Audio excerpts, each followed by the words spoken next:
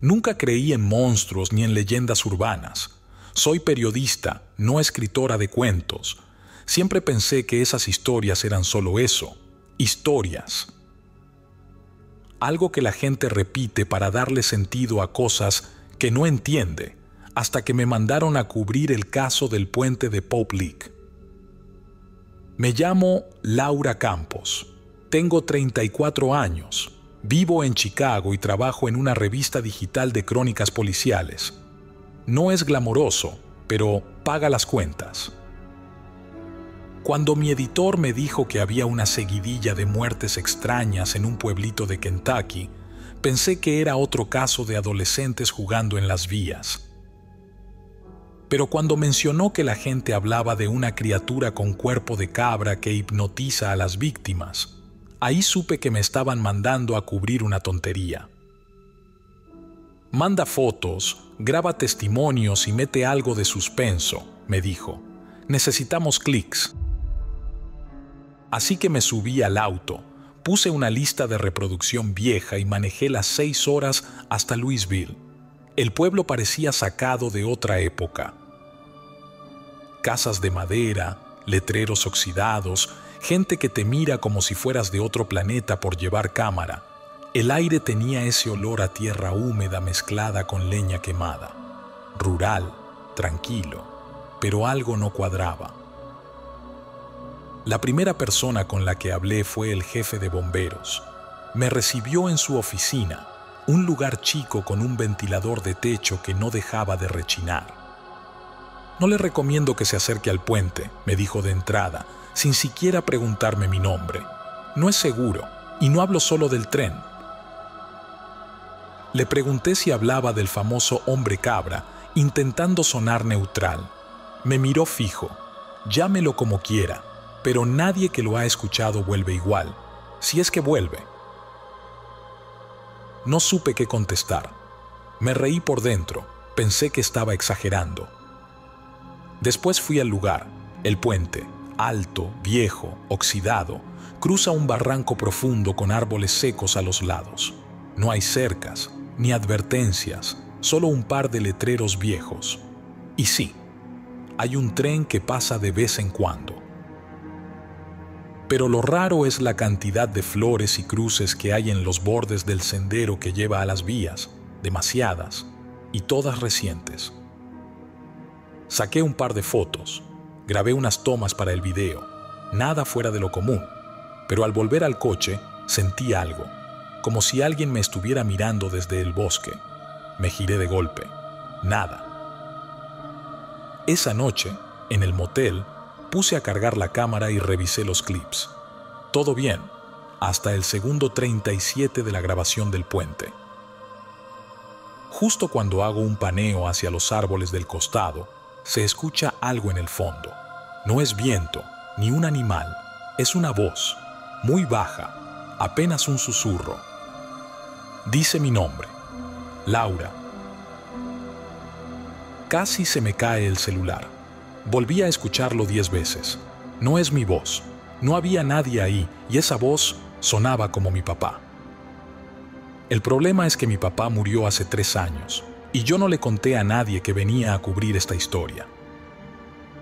Lo que pasó en ese puente me cambio para siempre. Para que puedan entenderlo bien, debería contarles cómo empezó todo y cómo termino. Soy periodista. Me dedico a contar historias reales, o al menos eso intento. Mi nombre es Laura Campos. Tengo 34 años y escribo para una revista digital de crónicas urbanas. No es The New York Times, pero me gusta. Hay algo adictivo en seguir pistas, hablar con extraños, armar rompecabezas. Por eso, cuando mi editor me dijo que querían una nota sobre un lugar llamado el Puente de Pope Lick, pensé que estaba bromeando. Hay una leyenda, me dijo. Gente que se sube a las vías del tren y muere atropellada. Dicen que un monstruo los llama, mitad hombre, mitad cabra. Te hipnotiza con la voz de alguien que conociste.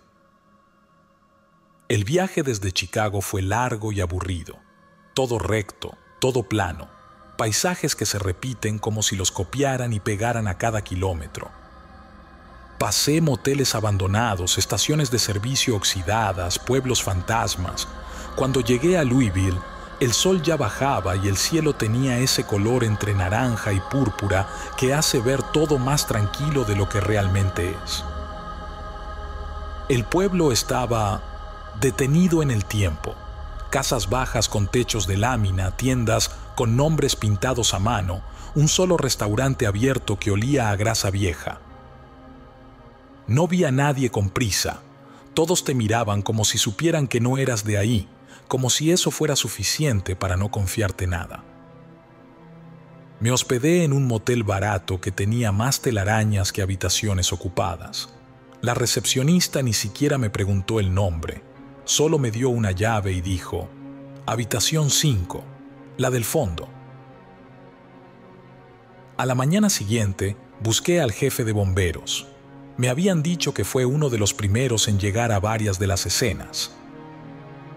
Me recibió en su oficina, que no era más que una sala con una mesa, 3 sillas de metal y un ventilador en el techo que sonaba como si fuera a caerse en cualquier momento. No le recomiendo que se acerque al puente, dijo apenas me senté. ¿Por qué? ¿Por el tren?, pregunté. No solo por eso. Me miró fijo, no con miedo, más bien con resignación, como alguien que ya se rindió hace rato. Dicen que lo que vive ahí no necesita tocarte para matarte, solo hablarte. No supe qué responder. Apunté la frase en mi libreta y cambié de tema. ¿Qué sabes sobre los accidentes? ¿Cuántos han sido? En los últimos 5 años, 15. Los pocos testigos afirman que las víctimas aseguran haber escuchado que alguien les llamaba desde arriba. Después del almuerzo, fui al lugar. El camino hacia el puente cruza un bosque ralo. El sendero es de tierra, con ramas secas y piedras sueltas que crujen bajo los pies. No hay señalización. Tampoco cercas, solo silencio. Silencio total. Ni pájaros ni insectos, como si todo el bosque contuviera la respiración. Y al final del camino, ahí está, el puente. Una estructura metálica, alta, herrumbrosa, que cruza por encima de un barranco. Tiene más de 100 años. Por debajo no hay río, solo rocas. A lo lejos se ve un cartel con letras borrosas: propiedad privada, peligro de muerte. En los bordes del sendero hay cruces, algunas con nombres, otras solo con flores ya marchitas, y una tenía algo que me heló: un cassette pegado con cinta aislante y una nota que decía: no es su voz, no es él. Saqué mi cámara, tomé fotos, grabé un par de videos. En uno hice un paneo lento del puente hacia el bosque. Hablé sobre la leyenda, conté lo que me había dicho el bombero. Todo parecía normal, nada se movía, pero no podía sacudirme la sensación de que me estaban observando. En un momento escuché un crujido detrás de mí. Me giré rápido. Nada, solo árboles. Pero mi corazón se aceleró. No fue paranoia. Fue otra cosa. Algo instintivo, como cuando sabes que hay un depredador cerca, aunque no puedas verlo. Me fui antes de terminar la grabación. Y lo peor fue que no sabía por qué. Ya en el motel, conecté la cámara a la laptop y empecé a revisar el material. La mayoría eran tomas normales, hasta que llegué a la grabación del puente, esa donde hago el paneo hacia el bosque. Al segundo 37, justo cuando enfoco los árboles, se escucha algo. No es un sonido ambiente, no es un animal, es una voz. Laura. Mi nombre, claro, directo, casi en un susurro. Me congelé. Volví a escucharla.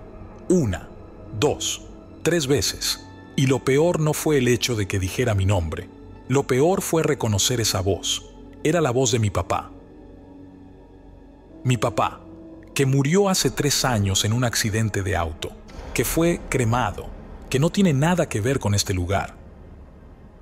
Y esa voz en el video no estaba en el bosque, estaba detrás de la cámara, justo detrás de mí. No dormí nada.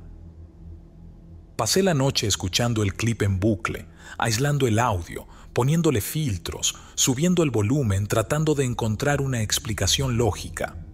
Pero cada vez que escuchaba esa voz, se me apretaba el estómago. Era él. No se parecía, no era similar. Era su voz.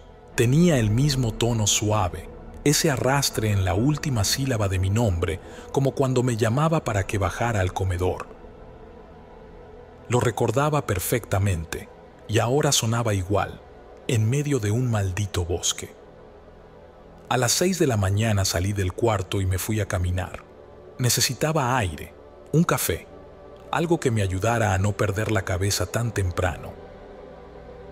En el restaurante del pueblo, una mujer de unos 60 años me saludó apenas entré. No con amabilidad, más bien con lástima, como si ya supiera por qué estaba ahí. ¿Vienes por el puente?, me preguntó, incluso antes de sentarme. ¿Se nota mucho? Todos los forasteros vienen por eso, por el hombre cabra. No me había presentado, no le dije nada, pero me invitó a sentarme con ella y me ofreció café. Su nombre era Martha Briggs, y antes de que yo pudiera sacar la libreta, empezó a hablar. Mi nieto, Evan, murió allí hace 2 años. Tenía 17. Era un chico callado, amable, no se metía con nadie. Lo encontraron en medio de las vías con los audífonos puestos. ¿Escuchaba música? No. Grabó una nota de voz antes de morir. Se la envió a su mejor amigo. Marta sacó su celular del bolso y buscó un archivo. Me lo compartió y me dijo, escúchalo tú misma. Le di play. La voz era joven, temblorosa. No sé qué está pasando. Mi abuelo me está esperando en el puente. Lo escuché. Me habló.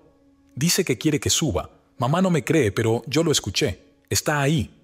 Lo juro. La grabación se cortaba con estática. Luego, unos pasos y un tren. Silencio.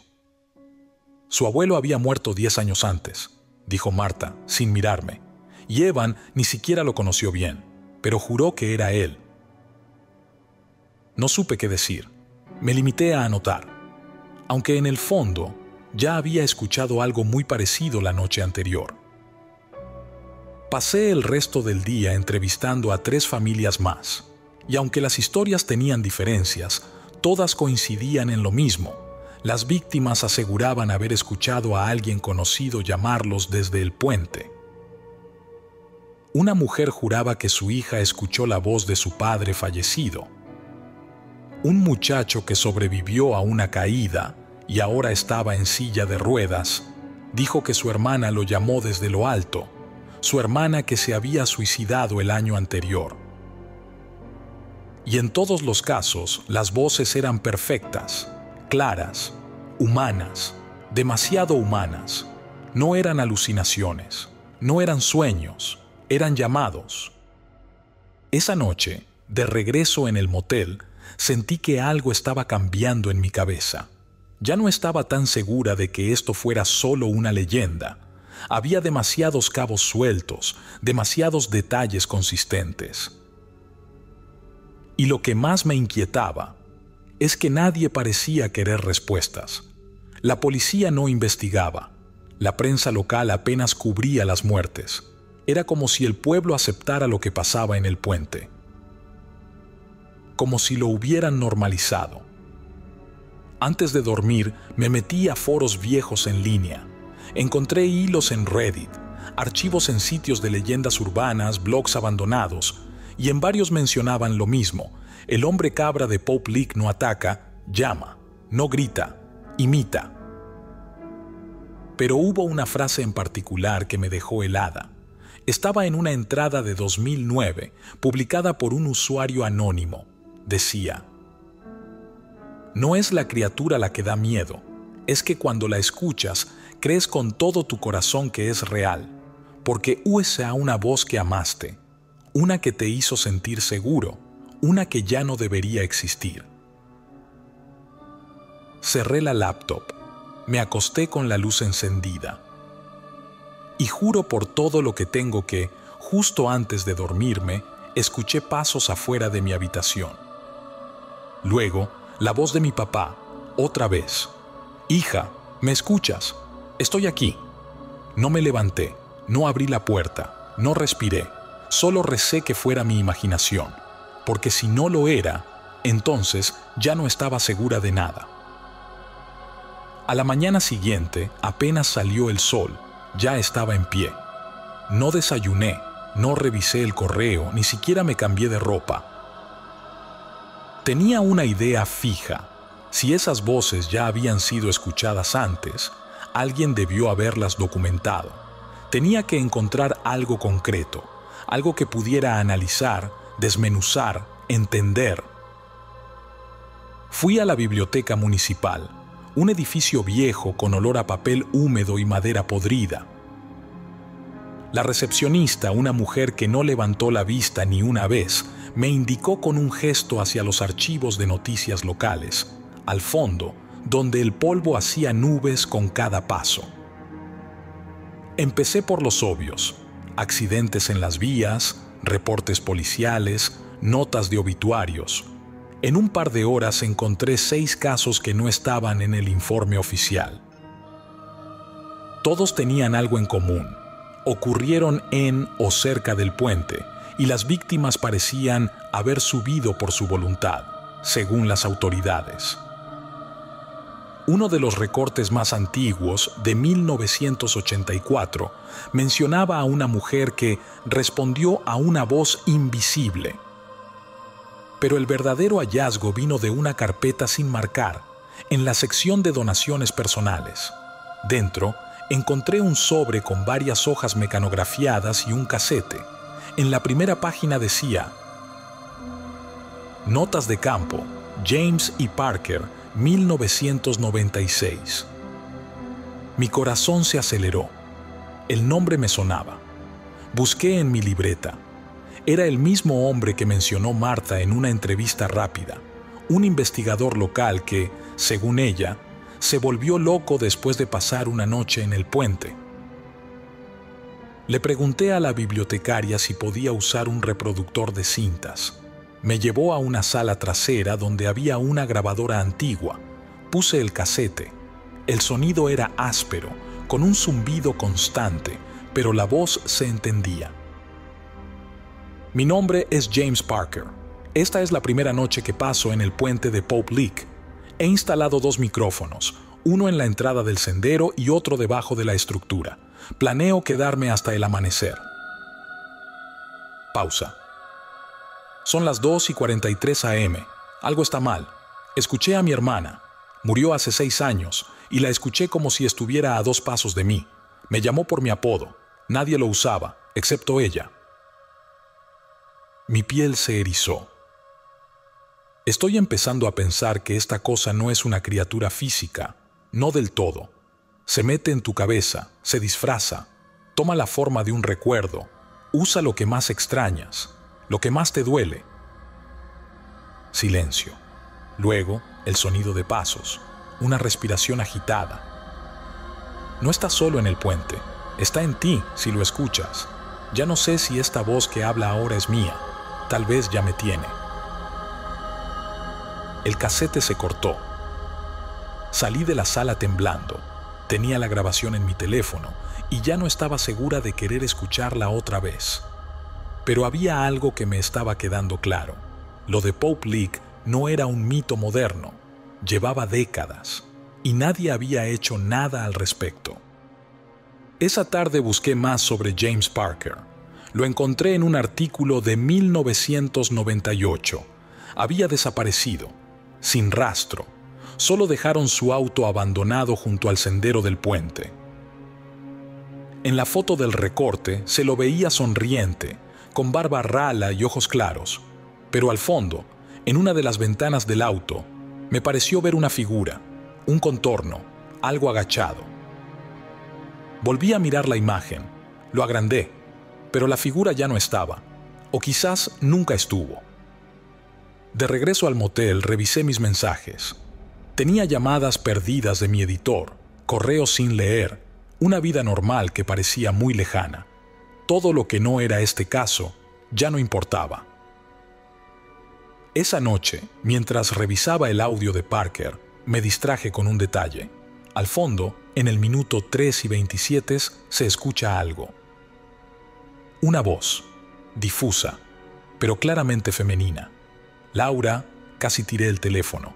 No era posible. Esa grabación tenía más de 25 años. ¿Mi nombre?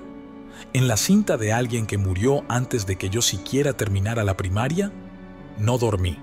Solo me quedé sentada, en silencio, esperando no escucharla de nuevo. No fue una decisión consciente. No hice un plan. No preparé el equipo con calma ni me puse ropa cómoda para caminar de noche. Simplemente me levanté. Tomé la cámara, el micrófono, una linterna y salí. Eran las 11:47 p.m. El camino al puente estaba más oscuro de lo normal. Ni siquiera había luna.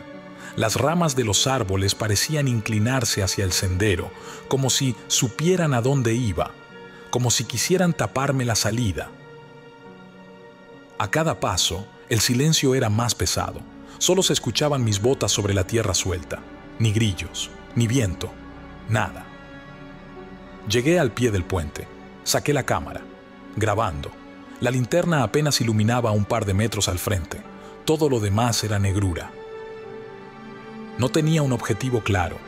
Solo quería ver o escuchar, lo que fuera, lo que me ayudara a entender. Subí los primeros peldaños de la estructura metálica. Crujía con cada paso. El eco rebotaba como si alguien más pisara justo detrás de mí. Me detuve a la mitad. Desde ahí podía ver todo. El barranco, el bosque, las cruces abajo. Respiré hondo. ¿Hay alguien ahí?, dije con la voz firme. Silencio. ¿Quién eres? Entonces se escuchó. Una voz, débil, llena de angustia.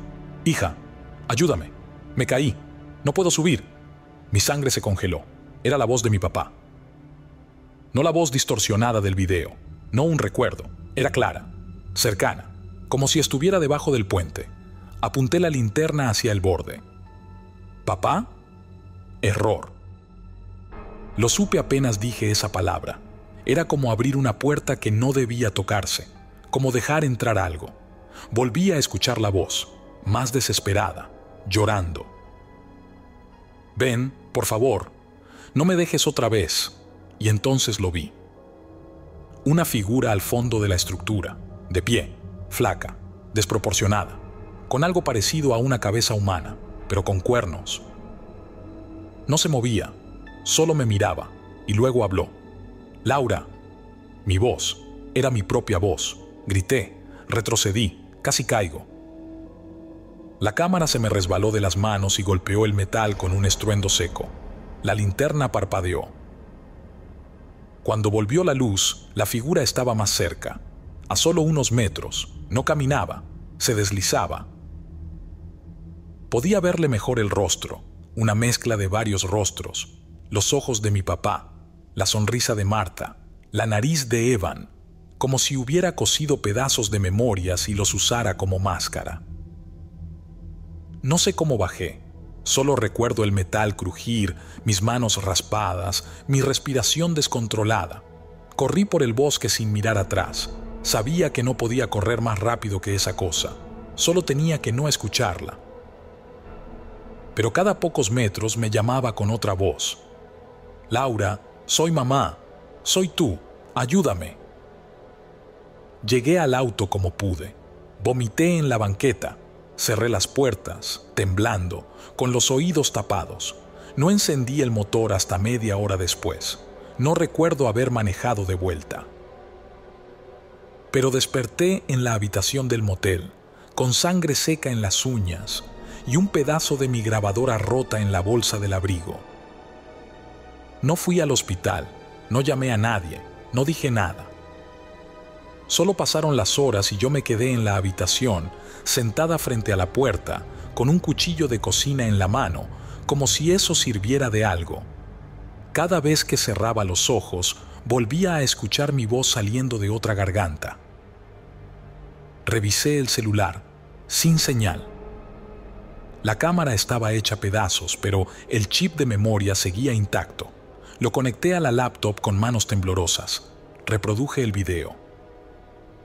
El archivo duraba 23 minutos. Todo se veía como lo recordaba. El bosque, la estructura, la linterna moviéndose nerviosa. Pero en el minuto 17, justo antes de que la cámara cayera, se veía la silueta. Pausé. Amplié. Subí el contraste. No era humano. El cuerpo era alargado, con extremidades que no tenían proporción. La cabeza parecía cubierta de algo, como una máscara. Pero lo peor eran los ojos. No tenían forma, ni brillo. Solo eran agujeros oscuros. Y justo antes de que el video se corte, la criatura gira la cabeza hacia la cámara y sonríe, como si supiera que yo estaba grabando. Salí del motel sin decirle nada a nadie. Manejé sin rumbo hasta que vi una vieja estación de servicio. El tipo que atendía me miró raro cuando le pedí un café y le pregunté si conocía a alguien que hubiera tenido un encuentro en el puente. «¿Todavía estás viva?», fue lo único que dijo. Me apuntó hacia una casa rodante estacionada detrás de un almacén abandonado. «Busca a Reese. Él estuvo allá. Nadie más se atreve a hablar». Toqué la puerta con miedo. Un hombre de unos 60 años abrió. Tenía una cicatriz en la frente, una mirada clavada en el piso y la voz gastada como lija. «Tú ya lo viste, ¿no?», me dijo, sin preguntar nada más. Asentí. Reese me dejó pasar sin decir una palabra más. Adentro había recortes, grabaciones, diagramas, todo sobre el puente. Era como entrar a la oficina de un conspiranoico, pero con pruebas reales. Me mostró un cuaderno lleno de dibujos, la silueta que yo había visto, las voces, las muertes. No vive allí, el puente es solo la puerta, vive en nosotros cuando lo dejamos entrar. ¿Qué quieres decir? Que no necesita tocarte, solo necesita que escuches, que creas, que dudes de tu propia cabeza, y entonces empieza a imitar lo que más te rompe por dentro. Me mostró una grabación. Era él, llorando, suplicando. En el fondo se escuchaba la voz de una niña.